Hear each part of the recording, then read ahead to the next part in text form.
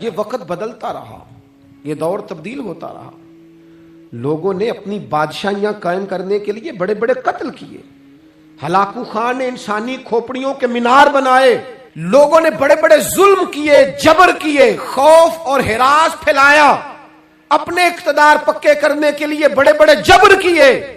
پھر کیا ہوا؟ ایسی ایسی بیماریاں لگیں جن کے علاج ہی کوئی نہیں تھے دنیا میں، بھری ہوئی تجوریاں، پیسے باہر گر رہے ہیں، پر ڈاکٹر کہہ رہا ہے تیرا مرض ہی وہ ہے جس کا علاج ہی کوئی نہیں۔ اللہ تبارک و تعالیٰ کے قانون سے جب لوگ ٹکراتے ہیں پھر پاش ہو جاتے ہیں۔ وقت گزرا، ٹائم یزید کا آیا، وقت گزرا تو ٹائم عبید اللہ ابن زیاد کا آیا، ٹائم شمر کا آیا۔ 1450 سال گزرنے کے بعد اس ہزاروں کے مجمع میں سے ایک ایک بچے کو حدیث یاد ہے کہ حسن اور حسین جنتی جوانوں کے سردار ہیں۔ بتاؤ، یزید کو نہیں آتی تھی؟ شمر کو نہیں پتا تھا؟ کلمہ تو پڑھتے تھے نا یہ؟ عبید اللہ ابن زیاد کو نہیں پتا تھا؟ نبی پاک علیہ السلام کے کندھوں پر حسنین رہے، ان سب کو پتا نہیں تھا؟ یہ جانتے نہیں تھے کہ یہ وہ حسنین کریمین ہیں جن کو حضور سنتے تھے، فرماتے تھے یہ میرے پھول ہیں دونوں؟ کیا بات رضا اس چمنستان کرم کی، زہرا ہے کلی جس میں حسن اور حسین پھول۔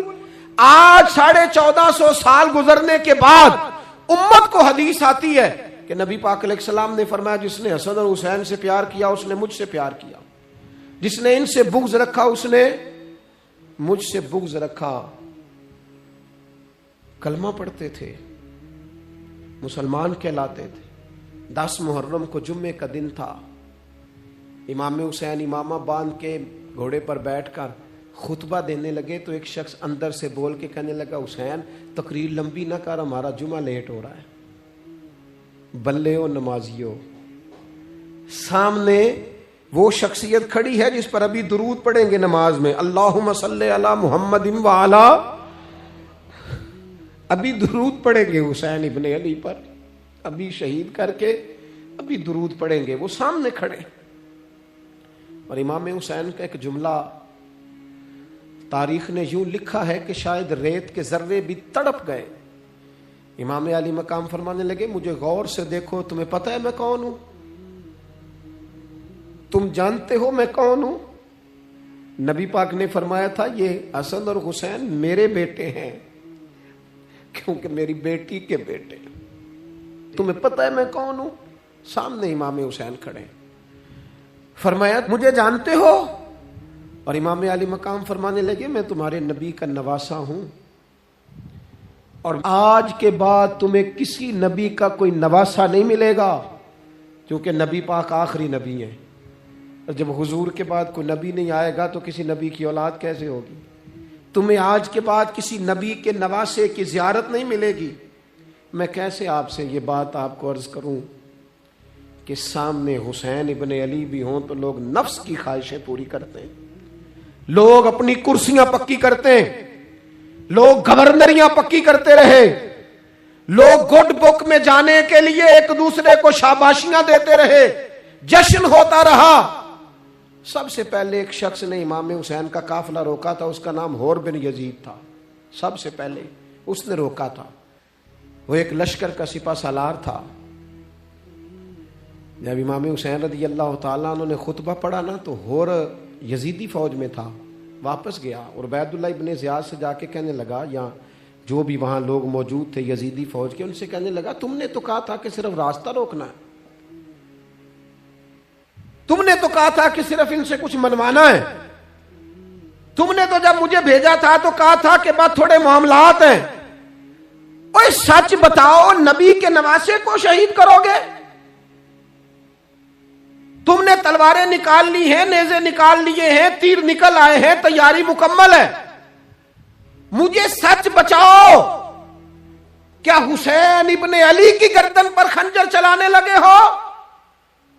سیدہ فاطمہ کا جگر پارا شہید ہوگا، کیا یہ خبر سچ ہے؟ یوں ہوگا؟